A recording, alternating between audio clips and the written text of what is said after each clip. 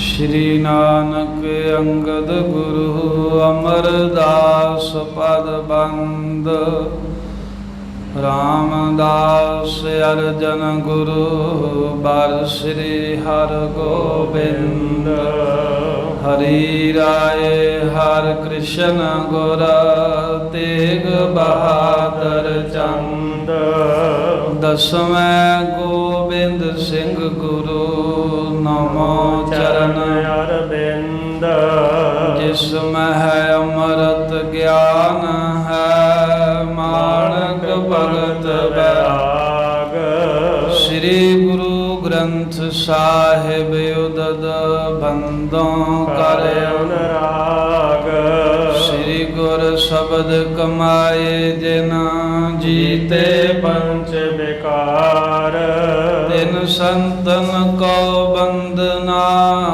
सिर चरणन पर तार एक अंकारा सतगुरु तेह प्रसाद सच होए वाहिगुरु जी की फतेह विघ्न विनाशन सोए कंकारा सतगुरु तेह प्रसाद सच होए वाहिगुरु जी की फतेह विघ्न विनाशन सोए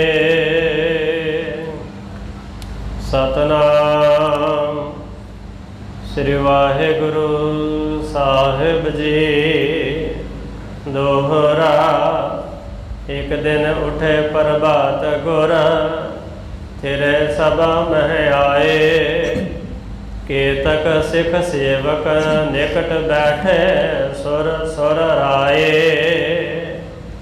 एक दिन उठे प्रभात गुर वाहिगुरु जी का खालसा वाहिगुरु जी की फतेह पतत पावन भगत वत्सल कृपा निधान जुगो जुग अटल चवर छतर तख्त दे मालक धन धन सतगुरु श्री गुरु ग्रंथ साहिब महाराज की परम पवित्र सत संगत हजूरी दे अंदर नावे पातशाह धर्म रखियक शहीद सतगुरु शस्त्र धारी जोधे शांति दे पुंज धन धन सतगुरु श्री गुरु तेग बहादुर साहिब महाराज जी दे महान पावन पवित्र तप अस्थान गुरुद्वारा श्री भोरा साहिब जी पातशाही नौवीं विखे पिछले पैर के समय दे सजे हुए दीवाना अंदर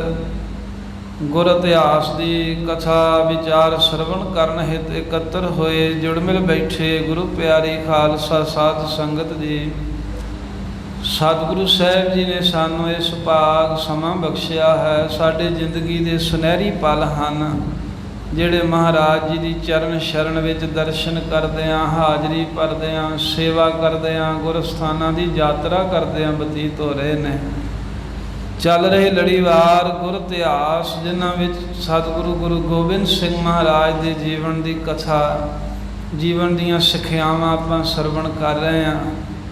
पिछले 2 रोज़ां दे विच मुक्तिनामे की कथा आप जी ने सरवण की है जिस विच साहिबां ने भाई लाहौरा सिंह दे वल्लों एक सिख भाई माला सिंह दे पैसे मारन का कारण जान के भी इदां दे कल नूं साडे सिख फिर एक दूजे की माया मारनगे साडा आसरा लैके एक दूजे दे नाल इदां करनगे। साहिबां ने रहत दृढ़ कराई है वेहत अते अवेहत करण जोग अते ना करण जोग गल्लां करण जोग उपदेश भी की सिख ने करना ते की नहीं करना ये महाराज ने बड़े विस्तार नाल खोल खोल के मुक्तिनामे दे विच सरवण कराया ते साहिबां ने महात्म भी दस्या भी जिहड़ा सिख मुक्तिनामा पढ़ूगा मनूगा कमाऊगा वो 84 तो छुट जाएगा। ये कथा आपां कल सरवण की है। आओ इस तो अगे सतगुरु साहिब जी का जो पावन पवित्र इतिहास आ रहा है तीसरी रुत का आखिरी प्रसंग प्रारंभ हो रहा है। 6 रुतां दे 2 ऐन ਜਿਹਦੇ ਵਿੱਚ ਗੁਰੂ ਕਲਗੀਧਰ ਜੀ ਦਾ ਇਤਿਹਾਸ ਕਿਹਾ ਹੈ ਕਵੀ ਜੀ ਨੇ, ਜਿਨ੍ਹਾਂ 'ਚੋਂ ਤੀਸਰੀ ਰੁੱਤ ਸਮਾਪਤ ਹੋ ਰਹੀ ਹੈ। ਸਤਿਗੁਰੂ ਮਹਾਰਾਜ ਸਾਹਿਬ ਦੇ ਪਾਵਨ ਇਤਿਹਾਸ ਨੂੰ ਸਰਵਣ ਕਰਨ ਦੇ ਲਈ ਇਕਾਗਰਤਾ ਬਖਸ਼ੋ। ਹਾਜ਼ਰੀ ਲਵਾਈਏ ਸਾਰੀ ਸੰਗਤ, ਰਸਨਾ ਕਰੋ ਪਵਿੱਤਰ, ਆਖੋ ਸਤਿਨਾਮ ਸ੍ਰੀ ਵਾਹਿਗੁਰੂ ਸਾਹਿਬ ਜੀ। ਸਤਿਨਾਮ ਸ੍ਰੀ ਵਾਹਿਗੁਰੂ ਸਾਹਿਬ ਜੀ। ਸਤਿਨਾਮ ਸ੍ਰੀ ਵਾਹਿਗੁਰੂ ਸਾਹਿਬ ਜੀ। ਦੋਹਰਾ ਇੱਕ ਦਿਨ ਉਠੇ ਪ੍ਰਭਾਤ ਗੁਰ। ਇੱਕ ਦਿਨ ਦੀ ਗੱਲ ਹੈ, ਸ੍ਰੀ ਆਨੰਦਪੁਰ ਸਾਹਿਬ ਦੀ ਧਰਤੀ ਤੇ ਮਹਾਰਾਜ ਸਾਹਿਬ ਨਿੱਧਾ ਪ੍ਰਤੀ ਦੀ ਨਿਆਈ ਅੰਮ੍ਰਿਤ ਵੇਲੇ ਤੜਕੇ ਕਵੀ ਜੀ ਕਹਿੰਦੇ ਉੱਠੇ ਨੇ। ਅੰਮ੍ਰਿਤ ਵੇਲੇ ਸਤਿਗੁਰੂ ਗੁਰੂ ਗੋਬਿੰਦ ਸਿੰਘ ਮਹਾਰਾਜ ਸਾਹਿਬ ਜੀ ਨੇ ਇਸ਼ਨਾਨ ਕੀਤਾ, ਸਰੀਰ ਦੀ ਕਿਰਿਆ ਸੋਧ ਕੇ ਤਿਆਰ ਹੋਏ। ਤੇਰੇ ਸਭਾ ਮਹਿ ਆਏ। ਤੇ ਜਿੱਥੇ ਦੀਵਾਨ ਅਸਥਾਨ ਹੈ, ਕੇਸਗੜ੍ਹ ਸਾਹਿਬ ਵਾਲੇ ਅਸਥਾਨ ਤੇ ਵੀ ਦੀਵਾਨ ਲਾਉਂਦੇ ਸਨ। ਜਿੱਥੇ ਹੁਣ ਭੋਰਾ ਸਾਹਿਬ ਬਣਿਆ ਹੈ, ਉੱਥੇ ਵੀ ਮਹਾਰਾਜ ਆਨੰਦਪੁਰ ਸਾਹਿਬ ਦੀਵਾਨ ਲਾ ਲੈਂਦੇ ਸੀ। ਕਈ ਵਾਰ ਆਨੰਦਗੜ੍ਹ ਕਿਲੇ ਦੇ ਵਿੱਚ ਇਸ ਤਰ੍ਹਾਂ ਪਾਤਸ਼ਾਹ ਜੀ ਦੀਵਾਨ ਸਥਾਨ ਤੇ ਆਣ ਕੇ ਬਿਰਾਜਮਾਨ ਹੋਏ ਹਨ। ਕੇਤਕ ਸਿੱਖ ਸੇਵਕ ਨਿਕਟ।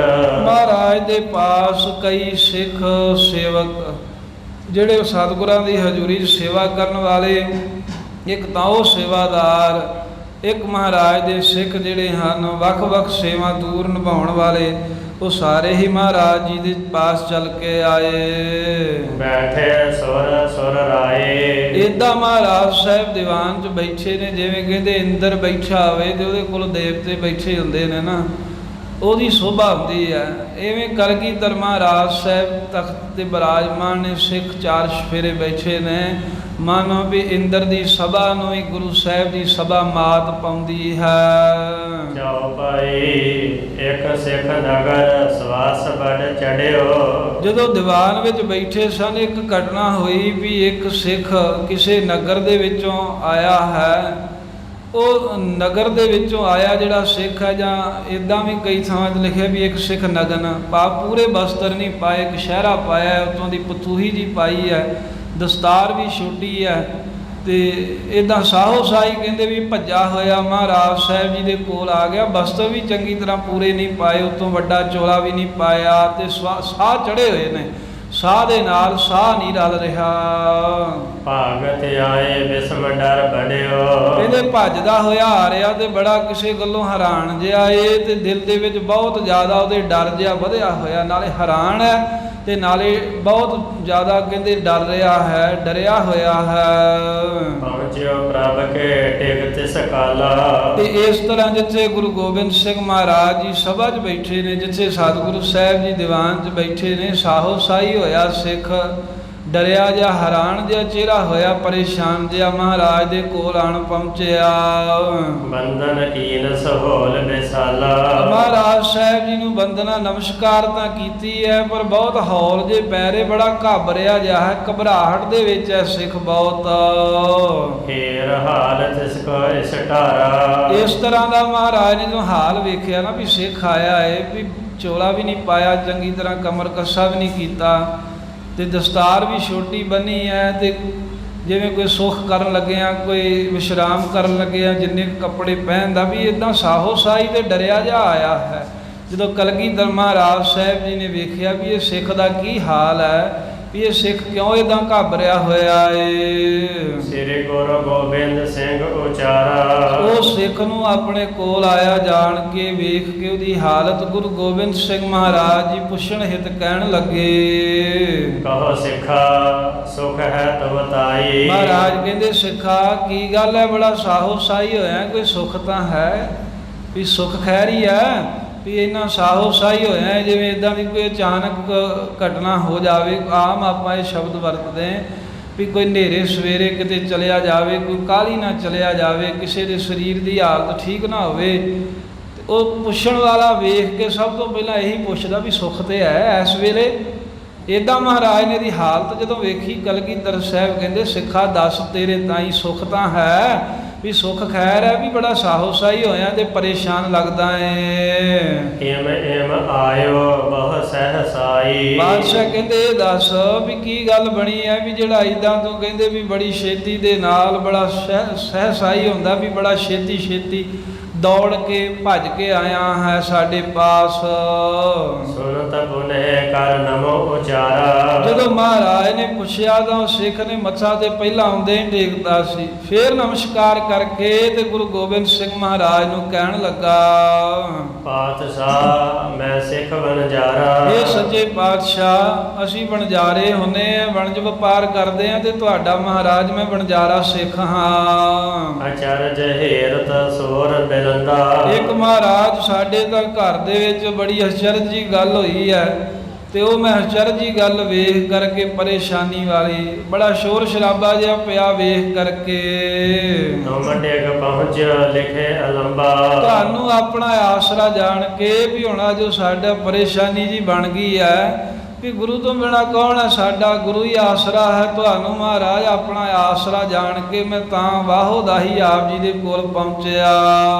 ਏਕ ਮੋਮਨੇ ਹੈ ਇਤ ਔਰੀ। ਮਹਾਰਾਜ ਕਹਿੰਦੇ ਗੱਲ ਦੱਸ ਕੀ ਹੋਈ ਹੈ? ਕਹਿੰਦਾ ਮਹਾਰਾਜ ਇੱਕ ਮੋਮਨੀ ਭਾਵ ਕਿ ਇੱਧਰ ਕੋਈ ਕਲਮੇ ਜੇ ਪੜ੍ਹਨ ਵਾਲਾ, ਜਾਦੂ ਮੰਤਰ ਜੇ ਕਰਨ ਵਾਲਾ ਨਾ ਇੱਕ ਮੁਸਲਮਾਨ ਰਹਿੰਦਾ ਹੈ ਸਾਡੇ ਨੇੜੇ। ਸਿੱਖਣੀ ਨਿਜ ਬਸ ਮੈਂ ਕਰ ਸੋਰੀ। ਉਹਨੇ ਮਹਾਰਾਜ ਆਪਣੇ ਕੋਈ ਮੰਤਰ ਜੰਤਰ ਜੇ ਕੀਤੇ ਹੋਣਗੇ ਤੇ ਇੱਕ ਸਾਡੀ ਜੋ ਸਿੱਖਣੀ ਹੈ, ਸਿੱਖ ਬੱਚੀ ਹੈ ਤੁਹਾਡੀ ਸਿੱਖਣੀ ਹੈ, ਤੇ ਉਹਨੂੰ ਮਹਾਰਾਜ ਆਪਣੇ ਵਸ ਕਰ ਛੱਡਿਆ, ਉਹਨੇ ਆਪਣੇ ਕਾਬੂ ਵਿੱਚ ਕਰ ਲਿਆ। ਕੋਈ ਕਲਮਾ ਕੁਲਮਾ ਜਿਹਾ ਕੋਈ ਜਾਦੂ ਮੰਤਰ ਜਿਹਾ ਪੜ੍ਹ ਕੇ ਤੇ ਮਹਾਰਾਜ ਸਿੱਖ ਬੱਚੀ ਨੂੰ ਉਸ ਮੋਮਨੀ ਨੇ ਉਸ ਇਲਮ ਆਦਿਕ ਉਹ ਕਲਮੇ ਆਦਿਕ ਜਾਣਨ ਵਾਲੇ ਜਾਦੂ ਜਾਣਨ ਵਾਲੇ ਮੁਸਲਮਾਨ ਨੇ ਆਪਣੇ ਕਾਬੂ ਕੀਤਾ, ਆਪਣੇ ਅਧੀਨ ਕਰ ਲਿਆ ਹੈ। ਐਸੋ ਮੰਤਰ ਪਠਿਓ ਤਿਨ ਕੋਈ। ਪਤਾ ਨਹੀਂ ਮਹਾਰਾਜ ਉਹਨੇ ਕੋਈ ਇਹੋ ਜਿਹਾ ਮੰਤਰ ਮਾਰਿਆ, ਇਹੋ ਜਿਹਾ ਮੰਤਰ ਪੜਿਆ ਹੈ ਜਿਸ ਕੀ ਬਾਤ ਬਖਾਨਤ ਸੋਈ। ਕਿ ਜਿਹੜੀ ਉਹ ਸਿੱਖ ਬੱਚੀ ਹੈ ਨਾ, ਉਹ ਤਾਂ ਬਸ ਉਸ ਮੁਸਲਮਾਨ ਦੀਆਂ ਗੱਲਾਂ ਕਰਦੀ ਹੈ, ਉਹ ਤਾਂ ਜਿਵੇਂ ਉਹ ਬੁਲਾਉਂਦਾ ਜਿਵੇਂ ਉਹ ਕਹਾਉਂਦਾ ਉਸੇ ਤਰ੍ਹਾਂ ਹੀ ਕਰਦੀ ਹੈ। ਅਬ ਮੈਂ ਨਹੀਂ ਸਿੱਖਣੀ ਰਹੂੰ। ਤੇ ਜੇ ਅਸੀਂ ਉਹਨੂੰ ਕਹਿੰਦੇ ਆ ਵੀ ਤੂੰ ਸਿੱਖਣੀ ਹੈ, ਸਿੱਖ ਪਰਿਵਾਰ ਦੀ ਬੱਚੀ ਹੈ ਸਾਡੀ, ਤੇ ਤੂੰ ਇਦਾਂ ਕਿਉਂ ਕਰਦੀ ਹੈ, ਤਾਂ ਉਹ ਅੱਗੋਂ ਕਹਿੰਦੀ ਵੀ ਹੁਣ ਮੈਂ ਸਿੱਖਣੀ ਰਹਿਣਾ ਹੀ ਨਹੀਂ, ਮੈਂ ਸਿੱਖਣਾ ਸਿੱਖਪੁਣਾ ਤਿਆਗ ਕੇ ਮੈਂ ਤਾਂ ਜਿਵੇਂ ਵੀ ਉਹ ਮੁਸਲਮਾਨ ਕਹਿੰਦਾ ਹੈ ਉਸੇ ਤਰ੍ਹਾਂ ਕਰਾਂਗੇ।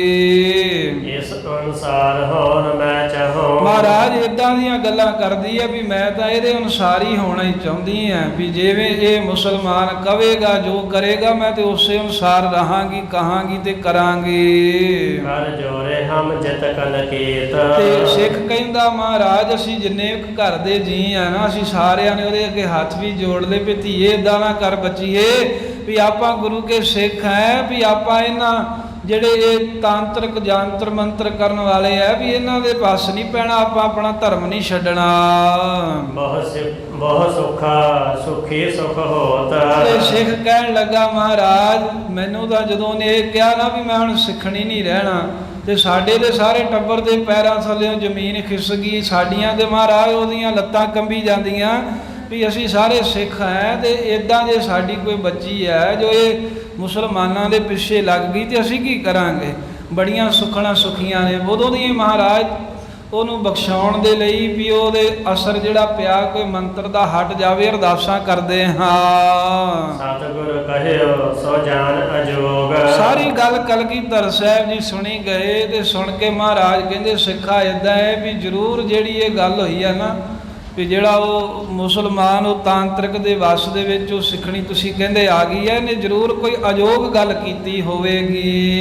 ਪੀਰ ਮੁਰੀਦੀ ਸਿੱਖਣੀ ਹੋਗਾ। ਵੀ ਇਹ ਜ਼ਰੂਰ ਨਾ ਕਿਸੇ ਪੀਰ ਦੀ ਮੁਰੀਦਣੀ ਹੋਵੇਗੀ, ਕੋਈ ਨਗਾਹੇ ਵਾਲੇ ਨੂੰ ਕੋਈ ਲਾਲਾ ਵਾਲੇ ਨੂੰ ਮੰਨਦੀ ਹੋਵੇਗੀ, ਉਹਨਾਂ ਦੇ ਕੋਈ ਰੋੜ ਰਾੜ ਜੇ ਪਕਾਉਂਦੀ ਹੋਵੇਗੀ, ਪਹਿਲਾਂ ਹੀ ਇਹਦਾ ਉਧਰ ਨੂੰ ਧਿਆਨ ਜਾ ਹੋਵੇਗਾ।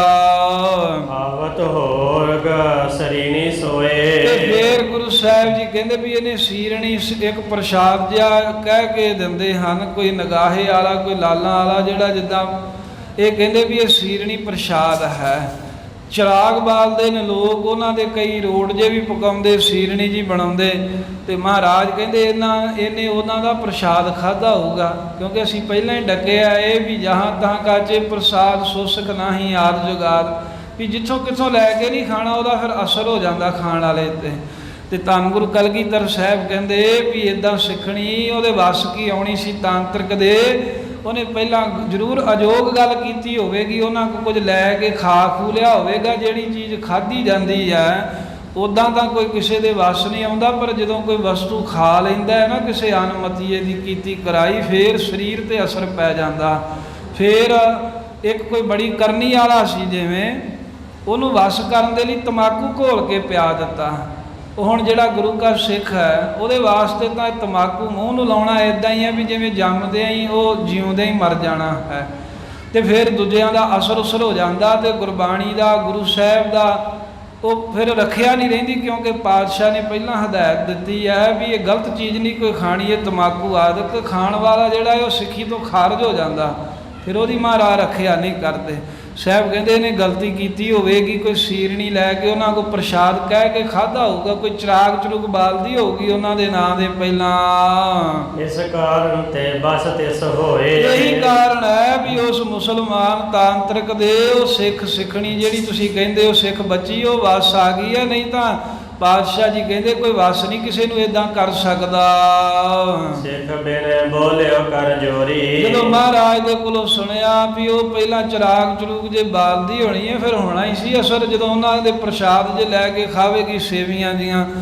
ਤਾਂ ਮਹਾਰਾਜ ਸਾਹਿਬ ਕੋ ਸੁਣ ਕੇ ਤੇ ਉਹ ਸਿੱਖ ਫੇਰ ਹੱਥ ਜੋੜ ਕੇ ਬੇਨਤੀ ਦੇ ਸਹਿਤ ਬੋਲਿਆ, ਬਖਸ਼ੋ ਅਹੇ ਭਾਣਜੀ ਮੋਰੀ। ਕਹਿ ਲੱਗਾ ਮਹਾਰਾਜ ਉਹ ਸਿੱਖਣੀ ਕੋਈ ਹੋਰ ਨਹੀਂ ਹੈ, ਉਹ ਮਹਾਰਾਜ ਮੇਰੀ ਭਾਣਜੀ ਹੈ। ਤੇ ਪਾਤਸ਼ਾਹ ਜੀ ਉਹ ਤੁਹਾਡਾ ਆਸਰਾ ਤੱਕਿਆ ਏ, ਜੇ ਉਹਨੇ ਕੋਈ ਇਦਾਂ ਦੀ ਕੋਈ ਗਲਤੀ ਕੀਤੀ ਕਰਾਈ ਵੀ ਹੋਵੇਗੀ ਤੇ ਤੁਸੀਂ ਬਖਸ਼ਣਹਾਰ ਮਹਾਰਾਜ ਮੇਰੀ ਭਾਣਜੀ ਹੈ, ਉਹਨੂੰ ਆਪ ਜੀ ਬਖਸ਼ ਲਵੋ। ਮੈਂ ਅਰ ਮਮ ਭਗਨੀ ਜਦ ਕਦਾ। ਕਿਉਂਕਿ ਮੈਂ ਤੇ ਜਿਹੜੀ ਮੇਰੀ ਭੈਣ ਹੈ ਜਿਸ ਦੀ ਉਹ ਬੱਚੀ ਹੈ, ਜਦੋਂ ਕਦੋਂ ਤੋਂ ਵੀ ਮਹਾਰਾਜ ਅਸੀਂ ਬਚਪਨ ਤੋਂ ਹੋਸ਼ ਸੰਭਾਲੀ ਆ। ਅਹੇ ਆਦ ਕੇ ਸਿੱਧਕੀ ਸਦਾ। ਅਸੀਂ ਤਾਂ ਮਹਾਰਾਜ ਸ਼ੁਰੂ ਤੋਂ ਹੀ ਸਿੱਧਕੀ ਹੈ, ਭਾਵ ਸਾਡਾ ਭਰੋਸਾ ਤੇ ਗੁਰੂ ਸਾਹਿਬ ਜੀ ਤੁਹਾਡੇ ਤੇ ਹੀ ਹੈ। ਮੈਂ ਆ ਮੇਰੀ ਭੈਣ ਹੈ, ਅਸੀਂ ਤਾਂ ਸਦਾ ਹੀ ਬਚਪਨ ਤੋਂ ਹੀ ਮਾਤਾ ਪਿਤਾ ਦੀ ਸਿੱਖਿਆ ਹੀ ਇਹੋ ਜਿਹੀ ਮਿਲੀ ਵੀ ਗੁਰੂ ਘਰ ਦੇ ਉੱਤੇ ਸਿਦਕ ਹੈ ਸਾਡਾ, ਅਸੀਂ ਸਿਦਕੀ ਸਿੱਖ ਹਾਂ। ਨਾਨਕ ਦਾਦਕ ਸਿੱਖ ਹਮਾਰੇ। ਫਿਰ ਮਹਾਰਾਜ ਮੇਰਾ ਜੋ ਨਾਨਕਾ ਪਰਿਵਾਰ ਹੈ ਜਿੱਥੋਂ ਮੇਰੀ ਮਾਈ ਆਈ ਹੈ ਉਹ ਵੀ ਸਾਰੇ ਆਪ ਜੀ ਦੇ ਸਿੱਖ ਨੇ। ਜਿਹੜਾ ਮੇਰਾ ਦਾਦਕਾ ਪਰਿਵਾਰ ਹੈ ਮਹਾਰਾਜ, ਜਿਹੜੇ ਮੇਰੇ ਪਿਤਾ ਦੀ ਅੰਸ਼ ਬੰਸ਼ ਹੈ ਉਹ ਵੀ ਸਾਰੇ ਤੁਹਾਡੇ ਸਿੱਖ ਹਨ। ਐਸੀ ਨਹੀਂ ਕੋ ਮਤ ਕੋ ਧਾਰੇ। ਤੇ ਪਾਤਸ਼ਾਹ ਜੀ ਸਾਡੀ ਬੇਨਤੀ ਹੈ ਬਖਸ਼ ਲਓ ਮਹਾਰਾਜ ਮੇਰੀ ਉਹ ਭਾਣਜੀ ਨੂੰ ਵੀ। ਅਸੀਂ ਨਹੀਂ ਚਾਹੁੰਦੇ ਵੀ ਸਾਡਾ ਸਿੱਖ ਪਰਿਵਾਰ ਹੋਵੇ, ਨਾਨਕੇ ਦਾਦਕੇ ਸਭ ਅਸੀਂ ਤੁਹਾਡੇ ਸਿੱਖ ਹੋਈਏ, ਤੇ ਉਹਨਾਂ ਦੇ ਵਿੱਚੋਂ ਕੋਈ ਇਹੋ ਜਿਹੀ ਭੈੜੀ ਜੀ ਮਤ ਲਵੇ, ਮੁਸਲਿਆਂ ਦੇ ਪਿੱਛੇ ਲੱਗੀ ਫਿਰੇ, ਆਪ ਬਖਸ਼ ਲਵੋ। ਸ੍ਰੀ ਮੁਖ ਤੇ ਉਪਚਾਰ ਬਖਾਨਾ। ਸੁਣ ਕੇ ਫਿਰ ਗੁਰੂ ਗੋਬਿੰਦ ਸਿੰਘ ਮਹਾਰਾਜ ਜੀ ਨੇ ਉਪਚਾਰ ਦੱਸਿਆ। ਉਪਚਾਰ ਹੁੰਦਾ ਵੀ ਹੱਲ ਦੱਸਿਆ ਵੀ ਕਿਵੇਂ ਤੇ ਅਸਰ ਜਿਹੜਾ ਹੋਇਆ ਉਹ ਦੂਰ ਹੋਵੇਗਾ। ਇਸ ਕਰਾਓ ਸਰ ਮੁਕਤ ਸਨਾਨਾ। ਮਹਾਰਾਜ ਸਾਹਿਬ ਜੀ ਕਹਿੰਦੇ ਵੀ ਮੁਕਤਸਰ ਸਾਹਿਬ ਸਰੋਵਰ ਵਿੱਚ ਇਸ਼ਨਾਨ ਕਰਾਓ, ਕਿਉਂਕਿ ਇਹ ਪ੍ਰਸੰਗ ਬਾਅਦ ਵਿੱਚ ਵੀ ਹੋਇਆ ਜਦੋਂ ਮੁਕਤਸਰ ਦੇ ਜੰਗ ਤੋਂ ਬਾਅਦ ਗੁਰੂ ਸਾਹਿਬ ਨੇ ਸ਼ਹੀਦਾਂ ਨੂੰ ਮੁਕਤਿਆਂ ਦੀ ਉਪਾਧੀ ਦਿੱਤੀ। ਤੇ ਕਵੀ ਜੀ ਨੇ ਇੱਥੇ ਮੁਕਤੀਨਾਮੇ ਦਾ ਮਹਾਤਮ ਦੱਸਣ ਵਾਸਤੇ ਇਹ ਪ੍ਰਸੰਗ ਪਹਿਲਾਂ ਵੀ ਲਿਖਿਆ। ਤੇ ਦੂਸਰਾ ਮੁਕਤਸਰ ਦਾ ਇਹ ਵੀ ਅਰਥ ਕਰਦੇ ਹੈ ਵੀ ਜਿਹੜਾ ਮੁਕਤੀਨਾਮੇ ਦਾ ਪਾਠ ਕਰਨਾ ਸੰਗਤ 'ਚ ਬਹਿ ਕੇ ਮੁਕਤਸਰ ਦਾ ਇਸ਼ਨਾਨ ਹੀ ਹੈ। ਕਹਿੰਦੇ ਵੀ ਸਾਧ ਸੰਗਤ ਦੇ ਵਿੱਚ ਗੁਰੂ ਦੀ ਬਾਣੀ ਸੁਣ ਰੂਪੀ ਇਸ਼ਨਾਨ ਕਰਾਓ ਉਸ ਬੱਚੀ ਦੇ ਤਾਏ। ਦੂਰ ਕੋ ਰਹਿਤ ਹੋਏਗੀ ਤਬੈ। ਜਿਹੜੀ ਉਹਨੇ ਕਰੈਬ ਜੀ ਕੀਤੀ ਆ ਨਾ, ਇਹ ਲਾਲਾਂ ਵਾਲੇ ਨਿਗਾਹਾਂ ਵਾਲੇ ਜਿਹੜੇ ਨੇ ਇਹਨਾਂ ਦੇ ਚਿਰਾਗ ਚਰੂਗ ਜੇ ਬਾਲੇ ਆ, ਉਧਰ ਧਿਆਨ ਹੋਇਆ ਜਿਸ ਕਰਕੇ ਉਹ ਵਸ ਵਿੱਚ ਆ ਗਈ। ਉਹਨਾਂ ਦਾ ਕੁਝ ਕੀਤਾ ਕਰਾਇਆ ਖਾ ਲਿਆ ਹੈ, ਕਿਉਂਕਿ ਖਾਣ ਦੇ ਨਾਲ ਸਰੀਰ ਦੇ ਉੱਤੇ ਬਹੁਤ ਅਸਰ ਹੁੰਦਾ। ਜਿੱਦਾਂ ਦਾ ਕੋਈ ਅੰਨ ਖਾ ਲੇ ਉੱਦਾਂ ਦਾ ਮਨ ਹੋ ਜਾਂਦਾ। ਕੋਈ ਤਲੀ ਚੀਜ਼ ਖਾਧੀ ਹੋਵੇ ਤਾਂ ਸਾਰਾ ਦਿਨ ਸਰੀਰ ਜਿਹੜਾ ਹੈ ਉਸ ਹਿਸਾਬ ਨਾਲ ਰਹਿੰਦਾ ਹੈ। ਕੋਈ ਸੁੱਕਾ ਪ੍ਰਸ਼ਾਦਾ ਛਕਿਆ ਹੋਵੇ ਉਹਦਾ ਆਪਣਾ ਹਾਜ਼ਮਾ ਹੈ। ਕੋਈ ਹੋਰ ਭਾਰਾ ਪਦਾਰਥ ਖਾ ਲਈਏ ਉਹ ਸਰੀਰ 'ਤੇ ਆਪਣੇ ਹਿਸਾਬ ਨਾਲ ਅਸਰ ਕਰਦਾ। ਕੋਈ ਕਿਸੇ ਨੇ ਦਵਾਈ ਬੂਟੀ ਖਾਧੀ ਹੋਵੇ ਸਰੀਰ 'ਤੇ ਉਹਦਾ ਆਪਣਾ ਅਸਰ ਹੁੰਦਾ। ਭਾਵ ਵੀ ਜੋ ਵੀ ਅਸੀਂ ਖਾਂਦੇ ਹਾਂ ਨਾ ਸਾਡੇ ਮੂੰਹ ਤੋਂ ਜੋ ਅੰਦਰ ਚਲਾ ਗਿਆ ਜਿੱਦਾਂ ਦਾ ਵੀ ਸਾਧ ਸੰਗਤ ਜੀ ਖਾਂਦੇ ਆ ਉਹਦਾ ਅਸਰ ਹੁੰਦਾ ਹੈ। ਕਦੀ ਵੀ ਆਪਣਾ ਭੋਜਨ ਬਦਲ ਬਦਲ ਕੇ ਖਾ ਕੇ ਵੇਖ ਲਓ, ਹਰ ਇੱਕ ਭੋਜਨ ਖਾਧੇ ਦਾ ਜਿਹੜਾ ਅਸਰ ਹੈ ਉਹ ਵੀ ਵੱਖਰਾ ਹੀ ਹੁੰਦਾ। ਇਵੇਂ ਜਿਹੜਾ ਹੁਣ ਕੋਈ ਭੋਜਨ ਸਾਫ਼ ਸੁਥਰਾ ਹੋਵੇ ਉਹਦੇ ਨਾਲ ਜੀਵਨ ਵੀ ਸਾਫ਼ ਸੁਥਰਾ ਹੈ। ਜਿਹੜਾ ਭੋਜਨ ਮੈਲਾ ਕਚੈਲਾ ਝੂਠ ਮੀਠ ਵਾਲਾ ਹੋਵੇ ਫਿਰ ਜੀਵਨ ਵੀ ਉੱਦਾਂ ਦਾ ਕੁਚੀਲ ਹੋ ਜਾਂਦਾ। ਸੋ ਤਾਂ ਇੱਦਾਂ ਹੈ ਵੀ ਜਿਹੜਾ ਆ ਕੇ ਮਰਜ਼ੀ ਫਿਰ ਕਾਬੂ ਕਰ ਲੈਂਦਾ। ਸਾਹਿਬ ਕਹਿੰਦੇ ਜਿਹੜੀ ਕਰੈਤ ਕਰ ਲਈ ਨਾ ਉਹਨੇ ਜਾ ਕੇ ਉਹਨਾਂ ਦਾ ਪ੍ਰਸ਼ਾਦ ਖਾਧਾ ਏ ਤੇ ਉਹਨਾਂ ਦੇ ਜੋ ਵਸ ਵਿੱਚ ਆ ਗਈ ਹੈ ਇਹ ਹੁਣ ਤਾਂ ਹੀ ਦੂਰ ਹੋਵੇਗੀ। ਬੜੋ ਮੁਕਤ ਨਾਮਾ ਟਿਕ ਸਭੈ। ਆ ਕਹਿੰਦੇ ਵੀ ਸਾਰਾ ਜਿਹੜਾ ਮੁਕਤੀ ਨਾਮਾ ਸੀ ਉਹ ਚਾਰਿਆ ਹੈ ਨਾ, ਜਿਹੜਾ ਆਪਾਂ ਪਿੱਛੇ ਸਾਧ ਸੰਗਤ ਸੁਣਿਆ। ਮਹਾਰਾਜ ਕਹਿੰਦੇ ਇਹ ਮੁਕਤੀ ਨਾਮਾ ਉਸ ਸਿੱਖਰ ਬੱਚੀ ਦੇ ਲਾਗੇ ਬਹਿ ਕੇ ਉੱਚੀ ਉੱਚੀ ਪੜ੍ਹ ਕੇ ਉਹਨੂੰ ਸਾਰਾ ਮਹਾਤਮ ਸੁਣਾਉਂਦਿਆਂ ਹੋਇਆਂ ਉਹਨੂੰ ਦੱਸੋ। 40 ਪਾਠ ਸੁਣਾਵਨ ਕਰੀਏ। 40 ਪਾਠ ਸੁਣਾਉਣੇ ਨੇ। ਸਾਹਿਬ ਕਹਿੰਦੇ ਲਗਾਤਾਰ 40 ਦਿਨ ਰੋਜ਼ ਹੀ ਉਹਦੇ ਲਾਗੇ ਬਹਿ ਕੇ ਤਾਂ ਮੁਕਤੀ ਨਾਮੇ ਦਾ ਪਾਠ ਕਰੋ। ਮਨ ਜਪ ਪੜੋ ਬੇਗਨ ਪਰ ਹਰੀਏ। ਤੇ ਜਦੋਂ ਰੋਜ਼ ਹੀ ਕਹਿੰਦੇ ਵੀ ਮੁਕਤੀ ਨਾਮਾ ਪੜ੍ਹਨਾ ਹੈ ਤੇ ਮਗਰੋਂ ਜਪਜੀ ਸਾਹਿਬ ਦਾ ਪਾਠ ਵੀ ਜ਼ਰੂਰ ਕਰਨਾ, ਕਿਉਂਕਿ ਜਿੱਥੇ ਜਪਜੀ ਸਾਹਿਬ ਦਾ ਪਾਠ ਹੋਵੇ ਉੱਥੇ ਜਿਹੜੇ ਆਪਾਂ ਕਹਿੰਦੇ ਆ ਨਾ ਕੋਈ ਛਾਇਆ ਪੈ ਜਾਣੀ, ਕਿਸੇ ਦਾ ਕੋਈ ਅਸਰ ਹੋ ਜਾਣਾ, ਕੋਈ ਭੂਤ ਪ੍ਰੇਤ ਆਤਮਾ, ਜਿਹੜਾ ਜਪਜੀ ਸਾਹਿਬ ਦਾ ਪਾਠ ਕਰਦਾ ਉਹ ਸਿੱਖ ਤੇ ਅਸਰ ਨਹੀਂ ਹੁੰਦਾ। ਜਿਵੇਂ ਤੀਜੇ ਸਤਿਗੁਰਾਂ ਵੇਲੇ ਇੱਕ ਸਿੱਖ ਸਿਰ ਜਿਹਾ ਮਾਰੀ ਜਾਵੇ, ਸੰਗਤ ਚੋਂ ਸਿੱਖਾਂ ਨੇ ਕਿਹਾ ਮਹਾਰਾਜ ਤੁਹਾਡਾ ਸਿੱਖ ਹੋ ਕੇ ਵੀ ਇੱਦਾਂ ਕਰੀ ਜਾਂਦਾ, ਸਿਰ ਜਿਹਾ ਮਾਰੀ ਜਾਂਦਾ ਹੈ। ਸਾਹਿਬ ਕਹਿੰਦੇ ਜ਼ਰੂਰ ਇਹ ਜਪਜੀ ਸਾਹਿਬ ਦਾ ਪਾਠ ਨਹੀਂ ਕਰਦਾ ਹੋ, ਇਹਨੂੰ ਕਹੋ ਜਪਜੀ ਸਾਹਿਬ ਦਾ ਪਾਠ ਕਰਿਆ ਕਰੇ।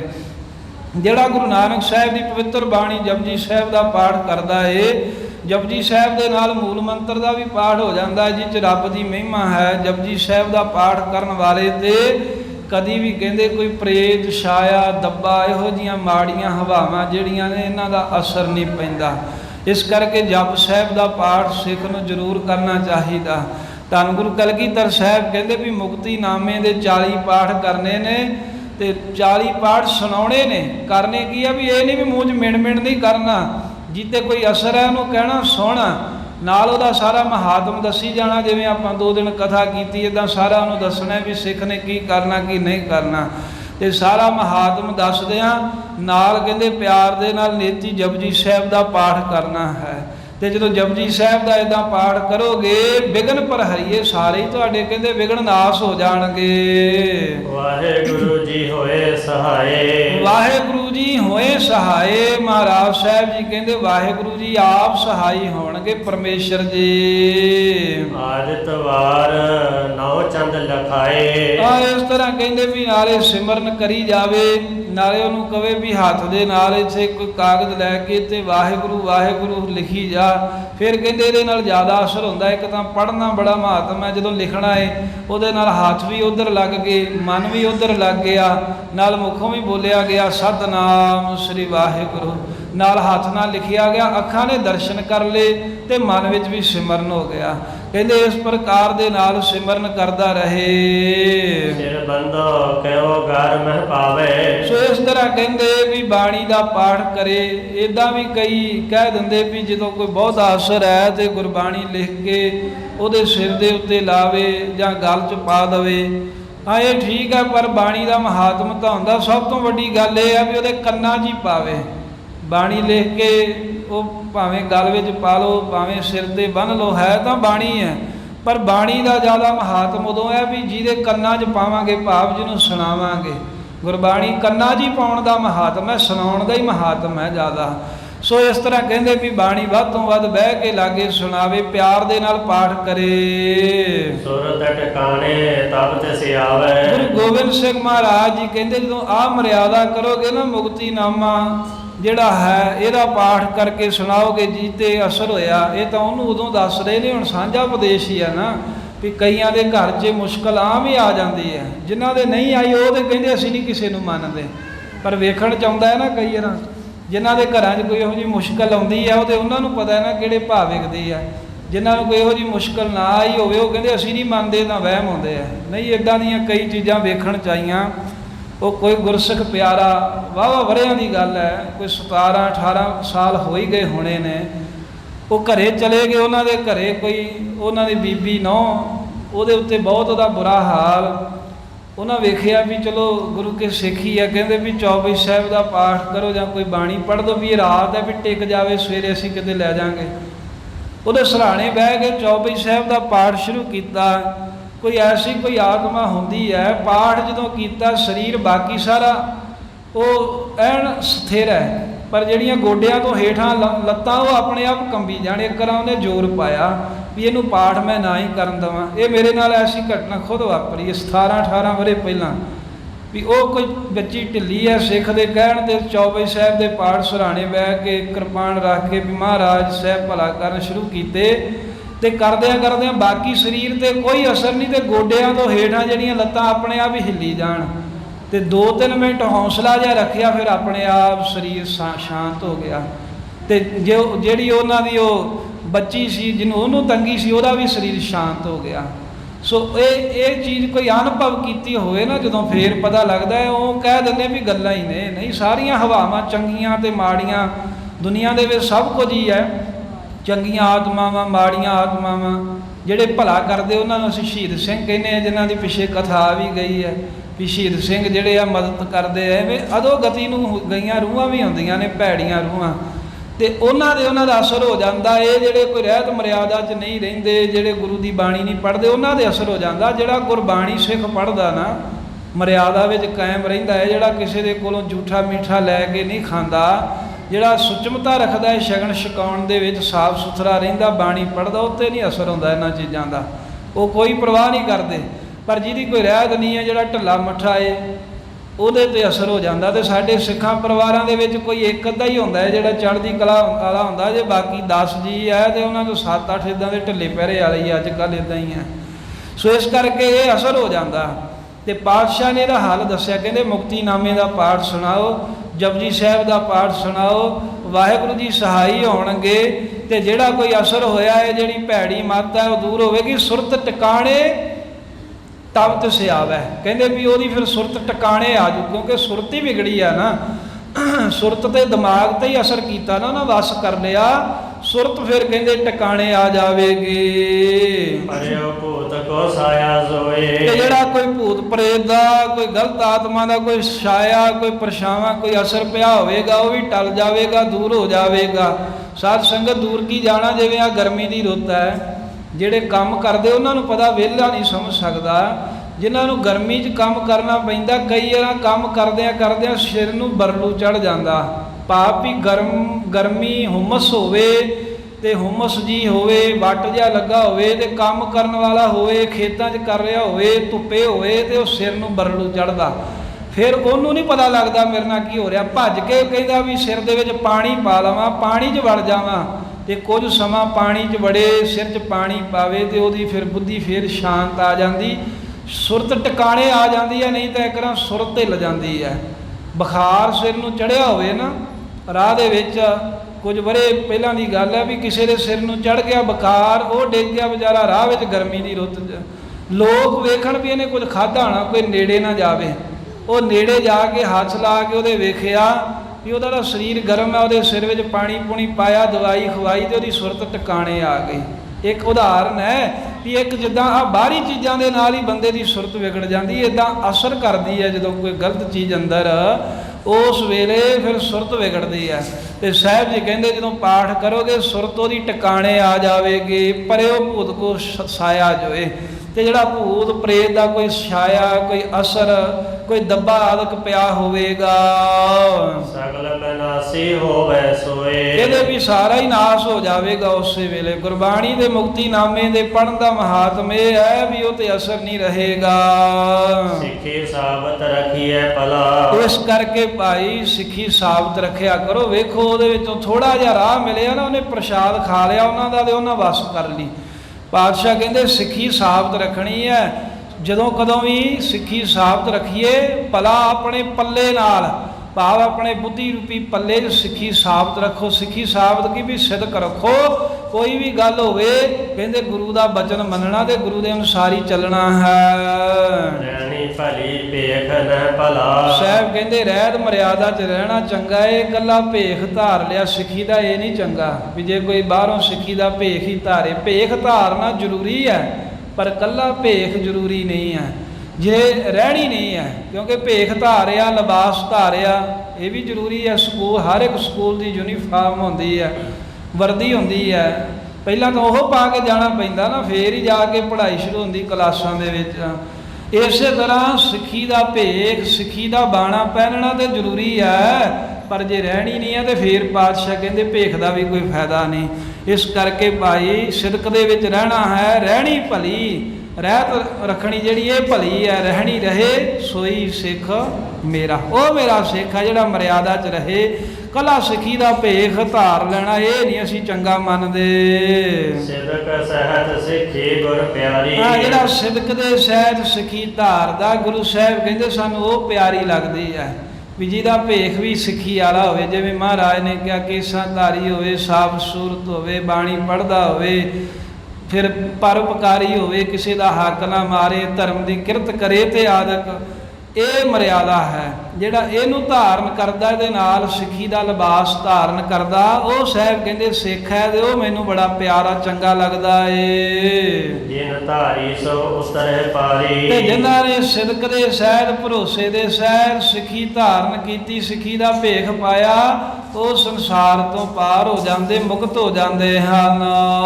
ਲੋਭੀ ਦਰਬ ਭੇਟ ਕੇ ਗੁਰ ਨਹਿ। ਤੇ ਫੇਰ ਪਾਤਸ਼ਾਹ ਕਹਿੰਦੇ ਵੀ ਇੱਕ ਗੱਲ ਇਹ ਵੀ ਦੱਸ ਦਈਏ ਵੀ ਜੇ ਕੋਈ ਗਲਤੀ ਕਰਦਾ ਹੈ ਤੇ ਇਹ ਨਾ ਸਮਝੇ ਵੀ ਮੈਂ ਪੈਸੇ ਪੂਸੇ ਚੜਾ ਦੂੰਗਾ ਤੇ ਇਹਦੇ ਨਾਲ ਬਖਸ਼ਿਆ ਜਾਊਂਗਾ।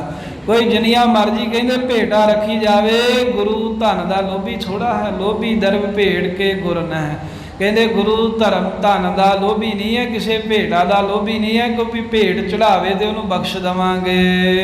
ਲੈ ਕਰ ਜੈ ਗੁਰ ਹਿਤਿਐ ਬਖਸ਼ੇ। ਪਾਤਸ਼ਾਹ ਕਹਿੰਦੇ ਵੀ ਗੁਰੂ ਵੀ ਧਨ ਦਾ ਲੋਭੀ ਨਹੀਂ ਹੈ ਵੀ ਲੈ, ਜਿੱਥੇ ਫਿਰ ਪੜਿਓ ਲੈ ਕਰ ਜੈ ਗੁਰ ਕਰ ਤੇ ਬਖਸ਼ੇ।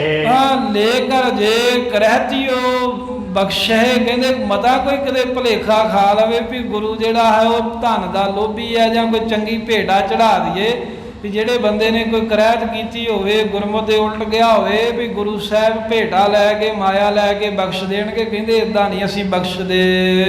ਜੋ ਸਿੱਖ ਧਨ ਕੋ ਲੋਭੀ ਹੋਏ। ਆਪਣੀ ਗੱਲ ਵੀ ਦੱਸਤੀ ਵੀ ਗੁਰੂ ਵੀ ਪੈਸਾ ਲੈ ਕੇ ਨਹੀਂ ਕਿਸੇ ਕਰਹਿਤੀਏ ਨੂੰ ਬਖਸ਼ਦਾ। ਤੇ ਬਾਕੀ ਜੇ ਕੋਈ ਸਿੱਖ ਕਹਿੰਦੇ ਧਨ ਦਾ ਲੋਭੀ ਹੋ ਕੇ, ਜਿਵੇਂ ਪੰਜਾਂ ਪਿਆਰਿਆਂ ਕੋ ਜਾਣਾ ਪੈਂਦਾ ਨਾ ਕਰਹਿਤੀਏ ਨੂੰ ਬਖਸ਼ਾਉਣ ਦੇ ਲਈ, ਤੇ ਜੇ ਕੋਈ ਸਿੱਖ ਮਹਾਰਾਜ ਕਹਿੰਦੇ ਧਨ ਦਾ ਲੋਭ ਕਰਦਾ ਹੋਵੇ, ਬਖਸ਼ੇ ਕਬ ਕਰਹਿਤੀਏ ਕੋਏ। ਉਹ ਕਿਤੇ ਕਹਿੰਦੇ ਪੰਜਾਂ ਸਿੰਘਾਂ 'ਚ ਲੱਗ ਕੇ ਤੇ ਮਾਇਆ ਦੇ ਲਾਲਚ ਵਿੱਚ ਜੇ ਕਿਸੇ ਕਰਹਿਤੀਏ ਨੂੰ ਬਖਸ਼ ਦਵੇ ਨਾ, ਉਹਦੀ ਗਲਤੀ ਮਾਫ ਕਰ ਦਵੇ, ਉਹਨੂੰ ਮੁਆਫੀਨਾਮਾ ਦੇ ਦਵੇ ਵੀ ਜਾ ਤੈਨੂੰ ਮਾਫ ਕੀਤਾ। ਧਨ ਦਾ ਲੋਭ ਲੈ ਕੇ, ਲੋਭ ਲੈ ਲਾਲਚ ਕੀਤਾ ਹੋਵੇ, ਕੋਈ ਮਾਇਆ ਲੈਣੀ ਹੋਵੇ ਜਾਂ ਮਾਇਆ ਲੈ ਲਈ ਹੋਵੇ, ਕਹਿੰਦੇ ਵੀ ਜਿਹੜਾ ਇੱਦਾਂ ਕਰਕੇ ਬਖਸ਼ਦਾ। ਕਿਉਂਕਿ ਬੜੇ ਲੋਭੀ ਐਸੇ ਹਨ। ਜਦੋਂ ਆਪਾਂ ਪਰਤਾਂ ਕੋਈ ਖੋਲੀਏ, ਇਹ ਚੰਡੀਗੜ੍ਹ ਦੀ ਘਟਨਾ ਇਹ ਵੀ ਕਿਸੇ ਦੇ ਘਰੇ ਬਾਲਕ ਨੇ ਜਨਮ ਲਿਆ, ਹਸਪਤਾਲ 'ਚ ਬੱਚਾ ਹੋਇਆ। ਸਿੱਖਾਂ ਦੀ ਮਰਿਆਦਾ ਵੀ ਜਦੋਂ ਬਾਲਕ ਦਾ ਜਨਮ ਹੁੰਦਾ ਏ ਤੇ ਉਹਨੂੰ ਆਪਾਂ ਕੁਝ ਦਿਨਾਂ ਬਾਅਦ ਜੋ ਜਨਮ ਸੰਸਕਾਰ ਕਰਦੇ ਆਂ। ਚੰਗੇ ਮਾਇਆ ਵਾਲੇ ਸੀ, ਇੱਕ ਲੋਭੀ ਸਿੱਖ 5 ਪਿਆਰੇ ਬਣਾ ਕੇ ਲੈ ਗਿਆ ਤੇ ਉੱਥੇ ਜਾ ਕੇ 30,000 ਲੈ ਕੇ ਉੱਥੇ ਹਸਪਤਾਲ 'ਚ ਜਾ ਕੇ ਅੰਮ੍ਰਿਤ ਛਕਾਇਆ। ਇਹੋ ਜਿਹੇ ਮਾਇਆ ਦੇ ਲੋਭੀ ਬਹੁਤ ਨੇ। ਉਹ ਮਾਫੀਨਾਮੇ ਦਾ ਵੀ ਕਿੰਨਾ ਰੌਲਾ ਜਿਹਾ ਪਿਆ ਸੀ। ਪਾਤਸ਼ਾਹ ਕਹਿੰਦੇ ਵੀ ਇਸ ਤਰ੍ਹਾਂ ਜਿਹੜਾ ਧਨ ਦਾ ਲੋਭ ਕਰਕੇ ਜਾਂ ਕੋਈ ਪੈਸਾ ਲੈ ਕੇ ਤੇ ਕਰਹਿਤੀਏ ਨੂੰ, ਜਿਹਨੇ ਗੁਰਮਤਿ ਤੋਂ ਕੋਈ ਉਲਟ ਕੰਮ ਕੀਤਾ ਹੋਵੇ, ਮਰਿਆਦਾ ਤੋਂ ਉਲਟ ਚੱਲਦਾ ਹੋਵੇ, ਜਿਹੜਾ ਕੋਈ ਸਿੱਖ ਪੰਜਾਂ 'ਚ ਲੱਗ ਕੇ ਉਹਨੂੰ ਬਖਸ਼ ਦਿੰਦਾ ਹੈ, ਮੁਆਫ ਕਰ ਦਿੰਦਾ, ਕਹਿੰਦੇ ਜਾ ਵੀ ਤੈਨੂੰ ਬਖਸ਼ਿਆ। ਸੋ ਸਿੱਖ ਨਾਮ ਲਖੋ ਕੁਚਾਲਾ। ਉਹ ਮਹਾਰਾਜ ਕਹਿੰਦੇ ਸਿੱਖ ਨਹੀਂ, ਐਵੇਂ ਭੁਲੇਖਾ ਨਾ ਖਾ ਲਿਓ ਵੀ ਉਹ ਸਿੱਖ ਹੈ। ਕਹਿੰਦੇ ਵੀ ਉਹ ਖੋਟੀ ਚਾਲ ਚੱਲਦਾ, ਜਿਹੜਾ ਕੋਈ ਧਨ ਦਾ ਲੋਭ ਲਾਲਚ ਜਿਹਾ ਕਰਕੇ ਤੇ ਕਿਸੇ ਕਰਹਿਤੀਏ ਨੂੰ, ਮਰਿਆਦਾ ਤੋਂ, ਧਰਮ ਤੋਂ ਉਲਟ ਚੱਲਣ ਵਾਲੇ ਨੂੰ ਬਖਸ਼ ਦਵੇ ਪੈਸੇ ਲੈ ਕੇ। ਸ੍ਰੀ ਗੁਰ ਘਰ ਕੋ ਚੋਰ ਮਿਸਾਲਾ। ਫਿਰ ਨਾਲ ਸਾਹਿਬ ਕਹਿੰਦੇ ਉਹ ਗੁਰੂ ਘਰ ਦਾ ਚੋਰ ਹੈ, ਜਿਹੜਾ ਪੈਸਾ ਲੈ ਕੇ ਤੇ ਕਿਸੇ ਕਰਹਿਤੀਏ ਨੂੰ ਬਖਸ਼ ਦਿੰਦਾ ਹੈ ਮਾਇਆ ਦੇ ਲਾਲਚ ਵਸ। ਗੁਰੂ ਘਰ ਦਾ ਤਗੜਾ ਚੋਰ ਸਮਝ ਲਵੋ। ਭਾਵ ਇਹ ਹੈ ਵੀ ਕਿਸੇ ਲੋਭ ਪਿੱਛੇ ਲੱਗ ਕੇ ਕਿਸੇ ਕਰਹਿਤੀਏ ਨੂੰ ਨਹੀਂ ਬਖਸ਼ਣਾ।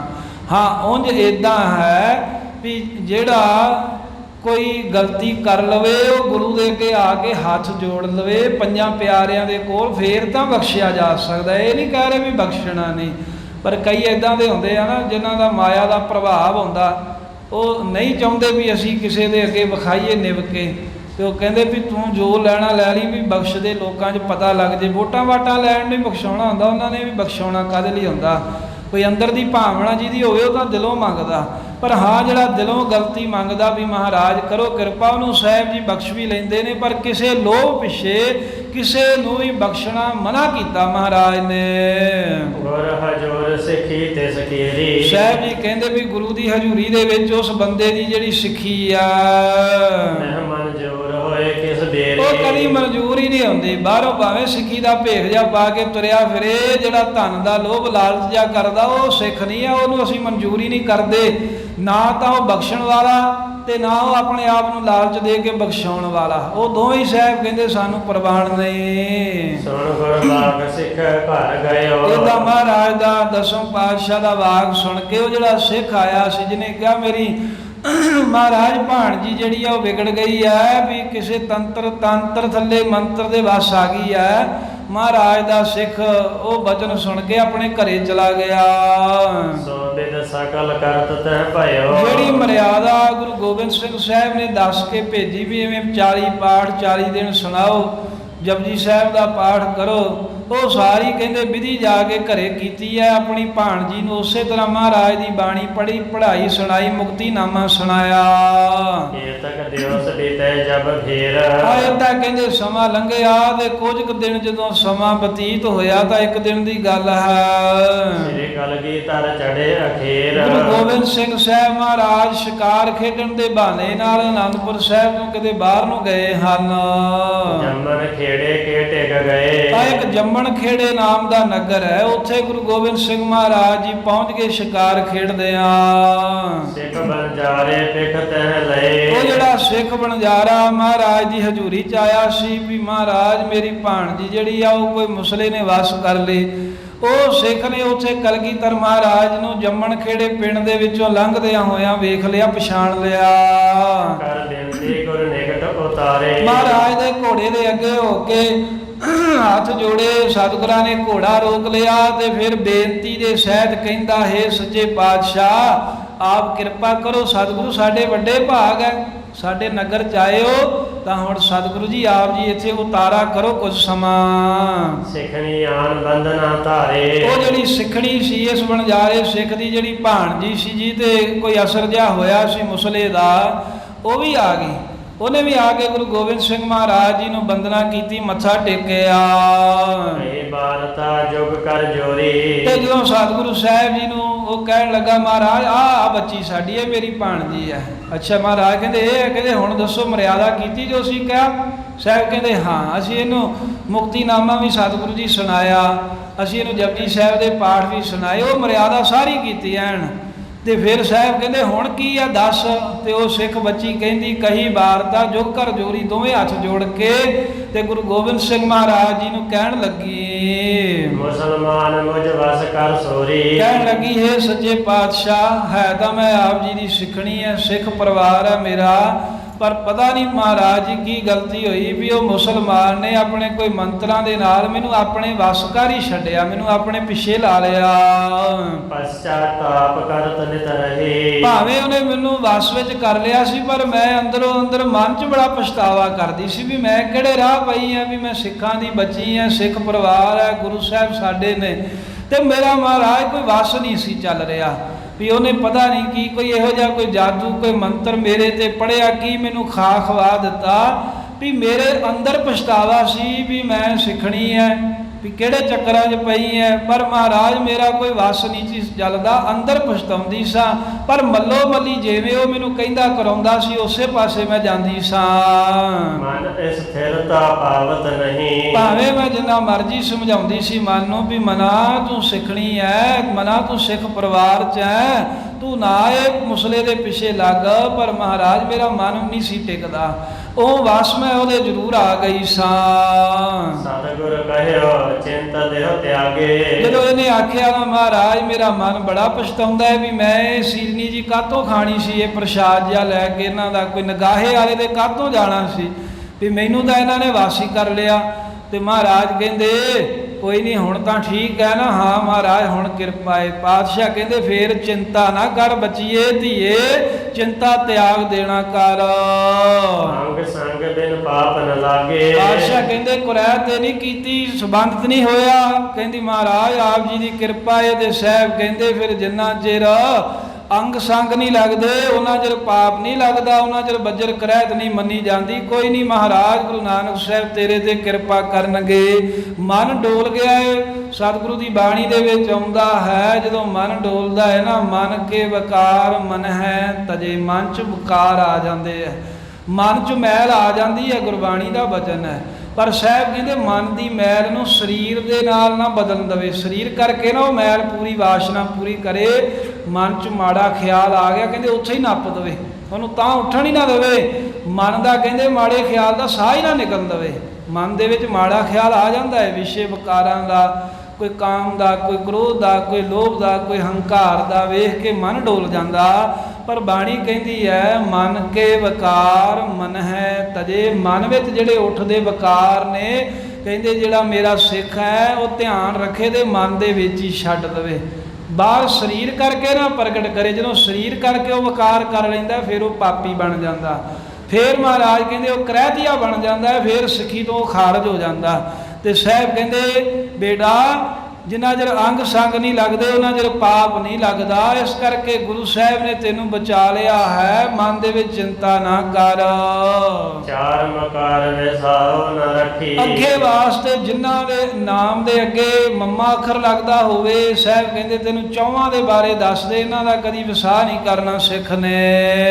ਮੁਸਲਾ ਮਤ ਰੋਈ ਮਨ ਮੱਖੀ। ਮੁਸਲਾ ਮਤ ਰੋਈ ਮਨ ਮੱਖੀ। ਕਹਿੰਦੇ ਵੀ ਮੁਸਲਾ ਜਿਹੜਾ ਤੰਤਰ ਮੰਤਰ ਜਾਣਦਾ ਹੋਵੇ। ਇਹ ਨਹੀਂ ਵੀ ਮੁਸਲਮਾਨ ਸਾਰਿਆਂ ਨੂੰ ਕਹਿ ਰਹੇ ਹੈ ਵੀ ਜਿਹੜਾ ਇੱਥੇ ਜਿਹੜੇ ਤਾਂਤਰਿਕ ਜਿਹੇ ਹੁੰਦੇ ਆ ਨਾ, ਜਿਹੜੇ ਤਾਂਤਰਿਕ ਜੇ ਕਰਦੇ, ਜਿਹੜੇ ਹੋਰ ਹੀ ਜਾਦੂ ਟੂਣਾ ਜਿਹਾ ਕਰ ਛੱਡਦੇ ਆ, ਐਵੇਂ ਕੁਝ ਗਲਤ ਦੀਆਂ ਚੀਜ਼ਾਂ ਖਵਾ ਦਿੰਦੇ ਨੇ। ਪਾਤਸ਼ਾਹ ਕਹਿੰਦੇ ਇਹੋ ਜਿਹੇ ਮੁਸਲਮਾਨ ਦਾ ਵਿਸਾਹ ਨਹੀਂ ਕਰਨਾ ਕਦੀ ਵੀ। ਫਿਰ ਮਤਰੇਈ ਦਾ ਮਹਾਰਾਜ ਕਹਿੰਦੇ ਵਿਸਾਹ ਨਹੀਂ ਕਰਨਾ। ਮਨ ਤੇ ਕਦੀ ਨਾ ਭਰੋਸਾ ਰੱਖੋ। ਮਨ ਦੇ ਕਹੇ ਨਾ ਲੱਗੇ ਉਹ ਮਨ ਮਾੜੇ ਥਾਂ ਤੇ ਲਿਜਾ ਕੇ ਸੁੱਟੂਗਾ। ਕਦੀ ਨਾ ਆਖੋ ਵੀ ਮੈਂ ਮਨ ਦੀ ਮਰਜ਼ੀ ਕਰਨੀ ਹੈ, ਨਾ, ਗੁਰੂ ਦਾ ਬਚਨ ਮੰਨੋ। ਤੇ ਮੱਖੀ ਦਾ ਭਰੋਸਾ ਨਹੀਂ ਕਰਨਾ ਚਾਹੀਦਾ। ਕੀ ਪਤਾ ਇਹਨੇ ਕਿੱਥੇ ਜਾ ਕੇ ਬਹਿ ਜਾਣਾ, ਗੰਦਗੀ ਤੇ ਬੈਠੀ ਕਿੱਥੇ ਆ ਕੇ ਇਹਨੇ ਬੈਠ ਜਾਣਾ। ਇਹਨਾਂ ਦਾ ਕਹਿੰਦੇ ਭਰੋਸਾ ਨਹੀਂ ਕਰਨਾ, ਵਿਸਾਹ ਨਹੀਂ ਖਾਣਾ। ਸਿੱਖਣੀਏ ਨਿਜ ਸਿਦਕ ਸੁਣਾਏ। ਫਿਰ ਮਹਾਰਾਜ ਕਹਿੰਦੇ ਹੇ ਸਿੱਖ ਬੱਚੀਏ ਆਪਣਾ ਸਿਦਕ ਦੱਸਾਂ ਵੀ ਤੇਰਾ ਭਰੋਸਾ ਕਿਹੋ ਜਿਹਾ, ਗੁਰੂ ਘਰ ਬਾਰੇ ਕੀ ਤੇਰੇ ਅੰਦਰ ਪਿਆਰ ਹੈ। ਹੱਥ ਜੋੜ ਤਬ ਕਹਿਤ ਬਣਾਏ। ਏਦਾਂ ਮਹਾਰਾਜ ਸਾਹਿਬ ਜੀ ਦੇ ਪੁੱਛਣ ਤੇ ਦੋਵੇਂ ਹੱਥ ਜੋੜ ਕੇ ਉਹ ਸਿੱਖ ਬੱਚੀ ਕਹਿਣ ਲੱਗੀ ਚੰਗੀ ਤਰ੍ਹਾਂ ਗੁਰ ਕੀ ਅਰ ਗੁਰ ਸਿੱਖਣ ਕੀਰੀ। ਮਹਾਰਾਜ ਮੇਰਾ ਪਿਆਰ ਸਦਕੇ ਹੈ ਵੀ ਜੋ ਮੇਰੇ ਗੁਰੂ ਸਾਹਿਬ ਨੇ ਤੇ ਮੇਰੇ ਗੁਰੂ ਦੇ ਜਿਹੜੇ ਸਿੱਖ ਹਨ ਇਹਨਾਂ ਦੀ ਨਿਜ ਕਰ ਸੇਵਾ ਕਰੋ ਕਨੇਰੀ। ਮੇਰਾ ਮਨ ਚਾਹੁੰਦਾ ਹੈ ਵੀ ਮੈਂ ਆਪਣੇ ਗੁਰੂ ਦੇ ਸਿੱਖਾਂ ਦੀ ਬਹੁਤ ਹੀ ਸੇਵਾ ਕਰਾਂ, ਸੇਵਾ ਹੀ ਕਰਦੀ ਰਹਾਂ। ਔਰ ਪ੍ਰਤੀਤ ਮੈਂ ਧਰਮ ਬਡੇਰੇ। ਦਿਲ ਦੇ ਵਿੱਚ ਮਹਾਰਾਜ ਮੈਂ ਬਹੁਤ ਭਰੋਸਾ ਰੱਖਦੀ ਹਾਂ ਆਪ ਜੀ ਤੇ ਆਪ ਜੀ ਦੇ ਸਿੱਖਾਂ ਦੀ ਸੇਵਾ ਕਰਨ ਦਾ ਮੇਰੇ ਅੰਦਰ ਬੜਾ ਸਦਕਾ ਹੈ। ਕਿਉਂਕਿ ਬਚਪਨ ਤੋਂ ਮਾਤਾ ਪਿਤਾ ਨੇ ਮਹਾਰਾਜ ਸਿੱਖਿਆ ਸਿੱਖੀ ਵਾਲੀ ਦਿੱਤੀ ਹੈ, ਨਾਨਕੇ ਦਾਦਕੇ ਸਿੱਖਿਆ ਇਹੀ ਮਿਲੀ ਹੈ। ਇਹਦੇ ਪਤਾ ਨਹੀਂ ਮੈਂ ਕਿਵੇਂ ਉਹਨਾਂ ਕੋਲ ਪ੍ਰਸ਼ਾਦ ਜਿਹਾ ਲੈ ਕੇ ਖਾਣ ਲੱਗ ਪਈ, ਕਿਵੇਂ ਕਿਸੇ ਦੇ ਪਿੱਛੇ ਲੱਗ ਕੇ ਇਹ ਨਗਾਹੇ ਵਾਲੇ ਦੇ ਚਿਰਾਗ ਜੇ ਬਾਲੇ ਤੇ ਮੈਂ ਇਹ ਪਾਸੇ ਇਹ ਦੁੱਖ ਝੱਲਿਆ। ਪਰ ਪਾਤਸ਼ਾਹ ਮੈਂ ਦਿਲੋਂ ਸਿੱਖਣੀ ਆ ਤਨੋਂ ਮਨੋਂ, ਤੇ ਮੇਰਾ ਮਨ ਕਰਦਾ ਵੀ ਗੁਰੂ ਦੇ ਗੁਰਸਿੱਖਾਂ ਦੀ ਸੇਵਾ ਕਰਾਂ। ਮੇਰਾ ਇਦਾਂ ਦਾ ਮਹਾਰਾਜ ਵੱਡਾ ਪਿਆਰ ਹੈ, ਇਦਾਂ ਦਾ ਵੱਡਾ ਭਰੋਸਾ ਹੈ ਦਿਲ ਵਿੱਚ। ਓਟ ਆਸਰਾ ਗੁਰ ਤੁਮ ਮੇਰੇ। ਹੇ ਗੁਰੂ ਗੋਬਿੰਦ ਸਿੰਘ ਮਹਾਰਾਜ ਜੀ ਮੇਰੀ ਓਟ ਮੇਰਾ ਆਸਰਾ ਤਾਂ ਤੁਸੀਂ ਹੋ, ਤੁਹਾਡੇ ਤੋਂ ਬਿਨਾ ਸਾਡਾ ਕੌਣ ਹੈ ਸਿੱਖਾਂ ਦਾ। ਬਖਸ਼ ਲਿਓ ਹਮ ਤੁਮਰੀ ਸਰਣੀ। ਪਾਤਸ਼ਾਹ ਬਖਸ਼ ਲਓ, ਮੈਂ ਤੁਹਾਡੀ ਸ਼ਰਨ ਹੈ ਤੇ ਤੁਸੀਂ ਆਪਣੇ ਸਿੱਖਾਂ ਨੂੰ ਬਖਸ਼ ਲੈਂਦੇ ਹੋ। ਕਿਉਂਕਿ ਮਾਪਿਆਂ ਦਾ ਸੁਭਾਅ ਇਦਾਂ ਦਾ ਹੀ ਹੁੰਦਾ ਏ ਵੀ ਸੁਤ ਅਪਰਾਧ ਕਰਤਾ ਹੈ ਜੇਤੇ ਜਨਨੀ ਚੀਤ ਨਾ ਰਾਖਸ ਤੇਤੇ। ਬਾਹਰੋਂ ਕੋਈ ਗੱਲ ਕਰਕੇ ਚਲਿਆ ਜਾਵੇ ਨਾ ਉਹ ਨਹੀਂ ਭੁੱਲਦੀ। ਬੱਚੇ ਕਈ ਕੁਝ ਕਰ ਦਿੰਦੇ ਨੇ, ਮਾਵਾਂ ਕਹਿੰਦੀਆਂ ਕੋਈ ਨਹੀਂ, ਇਸ ਤਰ੍ਹਾਂ ਕਹਿ ਕੇ ਸਾਰਾ ਕੁਝ ਹੀ ਭੁਲਾ ਦਿੰਦੀਆਂ। ਬੱਚੇ ਬੋਲ ਵੀ ਪੈਂਦੇ। ਛੋਟੇ ਬੱਚੇ, ਜਿਹੜਾ ਛੋਟਾ ਬੱਚਾ ਏ ਉਹ ਕਈ ਵਾਰ ਵਾਲ ਵੀ ਖਿੱਚ ਦਿੰਦਾ, ਕੋਈ ਚੀਜ਼ ਲੈ ਕੇ ਮਾਰ ਦੇ ਵਗਾਤੀ, ਉਹਨੂੰ ਕੀ ਪਤਾ। ਪਰ ਜਿਹੜੀਆਂ ਮਾਈਆਂ ਥੋੜਾ ਜਿਹਾ ਭਾਵੇਂ ਨਾਰਾਜ਼ਗੀ ਕੋਈ ਗੁੱਸਾ ਆਵੇ ਝਿੜਕਾਵੇ, ਪਰ ਕਦੀ ਮਨ ਦੇ ਵਿੱਚ ਗੰਢ ਥੋੜਾ ਬਣ ਕੇ ਰੱਖਦੀ ਹੈ ਵੀ ਇਹਨੇ ਮੇਰੇ ਇਦਾਂ ਕੀਤਾ ਜਾਂ ਇਦਾਂ ਕੀਤਾ। ਬਾਹਰਲਾ ਕੋਈ ਇਦਾਂ ਥੋੜਾ ਬਹੁਤ ਕਰ ਜੇ ਉਹ ਗੰਢਾਂ ਵੱਜ ਜਾਂਦੀਆਂ ਵੀ ਉਹ ਫਲਾਨਾ ਇਦਾਂ ਕਹਿ ਗਿਆ, ਕੋਈ ਢੀਮ ਮਾਰ ਗਿਆ। ਨਿਆਣੇ ਮਾਪਿਆਂ ਨੂੰ ਜੋ ਮਰਜ਼ੀ ਕਹਿ ਘਾ ਦੇਣ ਉਹ ਭੁਲਾ ਦਿੰਦੇ ਆ, ਗੰਢਾਂ ਨਹੀਂ ਬੰਨ੍ਹਦੇ ਦਿਲ 'ਚ। ਤੇ ਪਾਤਸ਼ਾਹ ਜੀ ਸੋਤ ਅਪਰਾਧ ਕਰਤ ਹੈ ਜੇਤੇ ਜਨਨੀ ਚੀਤ ਨਾ ਰਾਖਸ ਤੇਤੇ, ਉਹ ਕਦੀ ਵੀ ਚੇਤੇ ਨਹੀਂ ਰੱਖਦੀ। ਇਸੇ ਤਰ੍ਹਾਂ ਅਸੀਂ ਮਹਾਰਾਜ ਤੁਹਾਡੇ ਨਿਆਣੇ ਆ, ਤੁਸੀਂ ਸਾਡੇ ਮਾਈ ਬਾਪ ਹੋ, ਕਿਰਪਾ ਕਰੋ ਪਾਤਸ਼ਾਹ ਭੁੱਲਾਂ ਗਲਤੀਆਂ ਹੋਈਆਂ ਨੇ ਆਪ ਬਖਸ਼ ਲਵੋ। ਪਦ ਤਨ ਪਾਵਨ ਤਾਬਿਦ ਬਰਨੀ। ਆ ਜਿਹੜੇ ਪਤਤ ਜੇ ਹੋਏ ਨੇ ਨਾ, ਪਤਤ ਕਹਿੰਦੇ ਨੇ ਗਰਕਿਆ ਜਿਹਾ ਹੋਇਆ ਡਿੱਗ ਪਵੇ ਜਿਹੜਾ, ਪਤਤ ਅਰਥ ਹੁੰਦਾ ਟੋਏ ਦਾ, ਟੋਏ ਤੋਂ ਭਾਵ ਆ ਹੇਠਾਂ ਜਾਣਾ, ਜਿਹੜਾ ਆਪਣੇ ਜੀਵਨ ਤੋਂ ਹੇਠਾਂ ਨੂੰ ਚਲਾ ਗਿਆ। ਮਹਾਰਾਜ ਉਹਨਾਂ ਨੂੰ ਆਪ ਪਾਵਨਤਾ ਕਰਨ ਵਾਲੇ ਹੋ, ਪਤਤਨ ਪਾਵਨਤਾ ਬਿਦ ਬਰਨੀ। ਆਪ ਜੀ ਨੇ ਨੀਚਾਂ ਨੂੰ ਪਵਿੱਤਰ ਕਰਨ ਵਾਲੀ ਵਿਧੀ ਵਰਣਨ ਕੀਤੀ ਹੈ, ਡਿੱਗੇ ਹੋਇਆਂ ਨੂੰ ਵੀ ਮਹਾਰਾਜ ਆਪ ਛਾਤੀ ਨਾਲ ਲਾ ਲੈਂਦੇ ਹੋ। ਸੁਣ ਕਰ ਸਿੱਖ ਸਿੱਖਣੀ ਸੇਵਾ। ਸੁਣ ਕਰ ਸਿੱਖ ਸਿੱਖਣੀ ਸੇਵਾ। ਸੁਣ ਕੇ ਗੁਰੂ ਗੋਬਿੰਦ ਸਿੰਘ ਮਹਾਰਾਜ ਵੀ ਇਹ ਜਿਹੜੀ ਸਿੱਖਣੀ ਹੈ ਤੇ ਇਹ ਜਿਹੜਾ ਸਿੱਖ ਹੈ ਵੀ ਇਹ ਕਹਿੰਦੇ ਸਾਡਾ ਸੇਵਾ ਨਾਲ ਪਿਆਰ ਹੈ। ਕਰੀ ਪ੍ਰਸੰਨ ਭੈ ਗੁਰਦੇਵਾ। ਆ ਮਹਾਰਾਜ ਸਾਹਿਬ ਜੀ ਦੇ ਕੋਲੋਂ ਇਹ ਗੁਰੂ ਸਾਹਿਬ ਦੇ ਅੱਗੇ ਬੇਨਤੀਆਂ ਕੀਤੀਆਂ, ਮਹਾਰਾਜ ਨੇ ਇਹਨਾਂ ਦੀ ਅਰਦਾਸ ਸੁਣੀ, ਸਿੱਖ ਸਿੱਖਣੀ ਸੇਵਾ ਕਰੀ। ਇਹਨਾਂ ਨੇ ਬਹੁਤ ਸੇਵਾ ਕੀਤੀ ਭਾਵਨਾ ਦੇ ਨਾਲ, ਜਿਹਨੂੰ ਵੇਖ ਕੇ ਪ੍ਰਸੰਨ ਭਏ ਗੁਰਦੇਵਾ। ਗੁਰੂ ਕਲਗੀਧਰ ਮਹਾਰਾਜ ਬੜੇ ਖੁਸ਼ ਹੋਏ। ਮਸਤਕ ਟੇਕੋ ਪਾਇਨ ਦੀਨੀ। ਫਿਰ ਮਹਾਰਾਜ ਦੇ ਚਰਨਾਂ ਤੇ ਮੱਥਾ ਟੇਕਿਆ, ਪ੍ਰੇਮ ਦੀ ਭੇਟਾ ਅਰਪਣ ਕੀਤੀ। ਮਹਾਰਾਜ ਸਾਡੇ ਨਗਰ ਸਾਡੇ ਘਰ ਆਏ ਹੋ, ਖੁਸ਼ੀ ਤਿਨਹੁ ਪ੍ਰਤ ਸਤਿਗੁਰ ਕੀਨੀ। ਉਹ ਸੇਵਾ ਭਾਵਨਾ ਵੇਖ ਕੇ ਵੀ ਇਹ ਮੇਰੇ ਪਿਆਰ ਵਾਲੇ ਸਿੱਖ ਹੈ, ਵੀ ਗਲਤੀ ਕਰਕੇ ਮੰਨਦੇ ਆ। ਗੁਰੂ ਕਲਗੀਧਰ ਜੀ ਨੇ ਬਹੁਤ ਬਖਸ਼ਿਸ਼ਾਂ ਕਰ ਦਿੱਤੀਆਂ। ਕਹਿਓ ਸਿੱਖਣੀਏ ਸੁਣੋ ਭਵਿੱਖ। ਮਹਾਰਾਜ ਕਹਿੰਦੇ ਹੇ ਬੇਟਾ, ਹੇ ਸਿੱਖਣੀਏ, ਭਵਿੱਖ ਦੇ ਵਿੱਚ ਕੀ ਹੋਵੇਗਾ ਤੈਨੂੰ ਦੱਸਦੇ ਆ, ਤੇਰੇ 7 ਜਨਮਾਂ ਦੀ ਗੱਲ ਦੱਸ ਦਿੰਦੇ ਆ। ਤੋ ਸੋਤ ਹੋਵੋ ਗੋ ਗੁਰ ਸਿੱਖ। ਪਾਤਸ਼ਾਹ ਕਹਿੰਦੇ ਹੁਣ ਤਾਂ ਜੋ ਗਲਤੀ ਕੀਤੀ ਹੈ ਫੇਰ ਵੀ ਸਿੱਖੀ ਨਾਲ ਜੁੜੇ ਰਹੇਗੀ, ਪਰ ਤੈਨੂੰ ਮੁਕਤ ਹੋਣ ਦੇ ਲਈ ਕੋਈ ਜਨਮ ਲੈਣੇ ਪੈਣਗੇ। ਤੇਰੇ ਪੁੱਤਰ ਜਿਹੜੇ ਹਨ ਉਹ ਸਿੱਖ ਹੋਣਗੇ। ਜਨਮ ਸਬਤ ਤੋਂ ਤਬ ਜਬ ਹੋਏ। ਜਦੋਂ 7ਵਾਂ ਜਨਮ ਮਹਾਰਾਜ ਕਹਿੰਦੇ ਇਸ ਜਨਮ ਤੋਂ ਬਾਅਦ ਤੂੰ ਲਵੇਂਗੀ ਸੰਸਾਰ ਵਿੱਚ। ਸੰਗਤ ਸਿੰਘ ਕੀ ਬਨ ਹੈ ਜੋਏ। ਸੰਗਤ ਸਿੰਘ ਦੀ ਕਹਿੰਦੇ ਇਸਤਰੀ ਬਣੇਗੀ। ਆਪ ਜਿਹੜਾ ਤੇਰਾ ਇਹ ਪਤੀ ਹੈ ਇਹ ਵੀ ਤੇਰੇ ਨਾਲ ਹੀ ਰਹੇਗਾ, ਸੰਗਤ ਸਿੰਘ ਦੇ ਰੂਪ ਦੇ ਵਿੱਚ ਆਏਗਾ। ਤੂੰ ਕਹਿੰਦੇ ਵੀ ਉਹਦੀ ਘਰ ਵਾਲੀ ਬਣੇਗੀ। ਇੱਥੇ ਕਵੀ ਜੀ ਨੇ ਨਾਲ ਇਸ ਤਰ੍ਹਾਂ ਦਾ ਦੱਸਿਆ ਵੀ 7ਵੇਂ ਜਨਮ ਦੇ ਵਿੱਚ ਗੁਰੂ ਜੀ ਦਾ ਸਿੱਖ ਸੰਗਤ ਸਿੰਘ ਕੀ ਮਹਿਲ ਬਸ ਕੇ ਉਧਰੇਂਗੇ। ਇਹ ਤੋਂ ਭਾਵ ਇਹ ਸੀ ਵੀ ਸੰਗਤ ਸਿੰਘ ਨਾਮ ਦਾ ਇੱਕ ਸਿੱਖ ਹੋਵੇਗਾ ਵੀ ਤੂੰ ਉਹਦੇ ਘਰੋਂ ਹੋਵੇਂਗੀ। ਤੇ ਇਹ ਇਸ਼ਾਰਾ ਭਾਈ ਵੀਰ ਸਿੰਘ ਜੀ ਨੇ ਲਿਖਿਆ ਵੀ ਜੀਂਦ ਦਾ ਰਾਜਾ ਹੋਇਆ ਇੱਕ ਸੰਗਤ ਸਿੰਘ, ਉਹਦੇ ਵੱਲ ਹੋ ਸਕਦਾ ਇਹ 1891-92 ਬਿਕਰਮੀ 'ਚ ਚੜ੍ਹਾਈ ਕੀਤਾ ਤੇ ਇਹਨਾਂ ਦੇ ਘਰੋਂ ਜੋ ਬੀਬੀ ਸੀ ਉਹਦਾ ਨਾਮ ਸ਼ੋਭਾ ਕੌਰ ਸੀ। ਤੇ ਕਲਗੀਧਰ ਮਹਾਰਾਜ ਸਾਹਿਬ ਜੀ ਕਹਿੰਦੇ ਜਦੋਂ ਤੇਰਾ 7ਵਾਂ ਜਨਮ ਹੋਵੇਗਾ ਨਾ, 7ਵੇਂ ਜਨਮ ਦੇ ਵਿੱਚ ਸੰਗਤ ਸਿੰਘ ਦੀ ਘਰ ਵਾਲੀ ਹੋਵੇਗੀ ਤੂੰ। ਤਬ ਉਧਾਰ ਤੇਰੋ ਹੋ ਜਾਏ। ਕਦੋਂ ਮਹਾਰਾਜ ਸਾਹਿਬ ਕਹਿੰਦੇ ਤੇਰਾ ਉਧਾਰ ਹੋਵੇਗਾ। ਉਧਾਰ ਤਾਂ ਹੁਣ ਵੀ ਹੋ ਜਾਣਾ ਸੀ, ਪਰ ਹੁਣ ਤੇਰੇ ਬਹਾਨੇ ਕਈਆਂ ਦਾ ਹੋਰਾਂ ਦਾ ਵੀ ਉਧਾਰ ਕਰਾਉਣਾ ਏ। ਇਸ ਕਰਕੇ 7ਵੇਂ ਜਾਮੇ ਦੇ ਵਿੱਚ ਤੇਰੀ ਮੁਕਤੀ ਕਰ ਦਿਆਂਗੇ। ਕਰਨ ਸੇਵਕੋ ਤਬ ਫਲ ਪਾਏ। ਆ ਜਿਹੜੀ ਹੁਣ ਤੂੰ ਸੇਵਾ ਕੀਤੀ ਹੈ ਨਾ ਸਾਡੀ ਸਿੱਖ ਸੇਵਕਾਂ ਦੀ, ਇਹ ਸੇਵਾ ਦਾ ਫਲ ਹੀ ਮਿਲੇਗਾ। ਇੱਥੇ ਇਹਨੂੰ ਰਾਜ ਭਾਗ ਦਾ ਹੀ ਅਸਲ 'ਚ ਵਰ ਮਿਲ ਗਿਆ, ਕਿਉਂਕਿ ਸੰਗਤ ਸਿੰਘ ਰਾਜਾ ਹੀ ਹੋਇਆ ਇਹ ਜੀਨ ਦਾ। ਵੀ ਸੇਵਾ ਜਿਹੜੀ ਕੀਤੀ ਇਹਦਾ ਫਲ ਇਹ ਮਿਲੇਗਾ ਵੀ ਤੂੰ ਰਾਜੇ ਦੀ ਰਾਣੀ ਹੋ ਕੇ ਰਹੇਂਗੀ। ਹਿਮ ਬਲ ਦੇ ਕਰ ਹੈ ਅਰੋਹੇ। ਇਸ ਤਰ੍ਹਾਂ ਬਖਸ਼ਿਸ਼ਾਂ ਕੀਤੀਆਂ ਤੇ ਗੁਰੂ ਕਲਗੀਧਰ ਸਾਹਿਬ ਜੀ ਘੋੜੇ ਤੇ ਸਵਾਰ ਹੋ ਗਏ। ਤੇਰੇ ਵਿਖਿਆਨ ਕਰ ਸੋਹੇ। ਤੇ ਜਿੱਥੇ ਸਤਿਗੁਰੂ ਸਾਹਿਬ ਜੀ ਦਾ ਪੜਾਅ ਹੈ ਉੱਥੇ ਡੇਰੇ ਤੇ ਆ ਕੇ ਗੁਰੂ ਗੋਬਿੰਦ ਸਿੰਘ ਮਹਾਰਾਜ ਸੁਭਾਏਮਾਨ ਹੋਏ ਨੇ। ਤੇ ਕਲਗੀਧਰ ਮਹਾਰਾਜ ਗੁਰੂ ਗੋਬਿੰਦ ਸਿੰਘ ਸਾਹਿਬ ਜੀ ਨੇ ਇਹ ਬਖਸ਼ਿਸ਼ਾਂ ਕੀਤੀਆਂ। ਇੱਥੇ ਇਹ ਸਾਖੀ ਸੰਪੂਰਨ ਹੋਈ। ਅੱਗੇ ਇੱਕ ਨਵੀਂ ਸਾਖੀ ਆਰੰਭ ਹੁੰਦੀ ਹੈ, ਉਹ ਆਪਾਂ ਆਉਣ ਵਾਲੇ ਸਮੇਂ ਦੇ ਵਿੱਚ ਸਰਵਣ ਕਰ ਲਵਾਂਗੇ। ਧੰਨ ਗੁਰੂ ਗੋਬਿੰਦ ਸਿੰਘ ਮਹਾਰਾਜ ਸਾਹਿਬ ਜੀ ਨੇ ਮੁਕਤੀਨਾਮੇ ਦਾ ਮਹਾਤਮ ਦੱਸ ਦਿੱਤਾ ਇਸ ਪ੍ਰਸੰਗ ਦੇ ਰਾਹੀਂ। ਕਵੀ ਜੀ ਨੇ ਤਾਈਓ ਮੇਲ ਕੇ ਦੇ ਦਿੱਤਾ ਹੈ। ਸਾਖੀ ਤਾਂ ਇਹ ਅੱਗੇ ਪਿੱਛੇ ਸਮਾਂ ਪਾ ਕੇ ਹੋਈ ਸੀ, ਪਰ ਨਾਲ ਮੇਲ ਕੇ ਦੱਸਣ ਤੋਂ ਭਾਵ ਇਹ ਸੀ ਵੀ ਮੁਕਤੀਨਾਮਾ ਜਿਹੜਾ ਸਿੱਖ ਪੜ੍ਹੇਗਾ, ਕੋਈ ਸਿੱਖਣੀ ਪੜ੍ਹੇ ਸੁਣੇਗੀ, ਜਪਜੀ ਸਾਹਿਬ ਦਾ ਜਿਹੜਾ ਪਾਠ ਕਰੇਗਾ ਉਹ ਤੇ ਭੂਤ ਪ੍ਰੇਤ ਕਿਸੇ ਤਰ੍ਹਾਂ ਦੀ ਛਾਇਆ ਦਾ ਅਸਰ ਨਹੀਂ ਹੋਵੇਗਾ। ਮਹਾਰਾਜ ਸਾਹਿਬ ਨੇ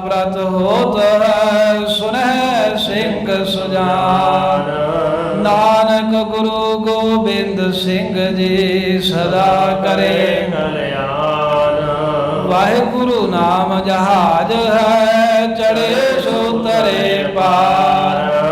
ਜੋ ਸ਼ਰਧਾ ਕਰ ਸੇਵੰਦੇ ਵਾਹਿਗੁਰੂ ਪਾਰ ਉਤਾਰਨ ਹਾਰ। ਵਾਹਿਗੁਰੂ ਨਾਮ ਜਹਾਜ ਹੈ ਚੜੇ ਸੋ ਤਰੇ ਪਾਰ।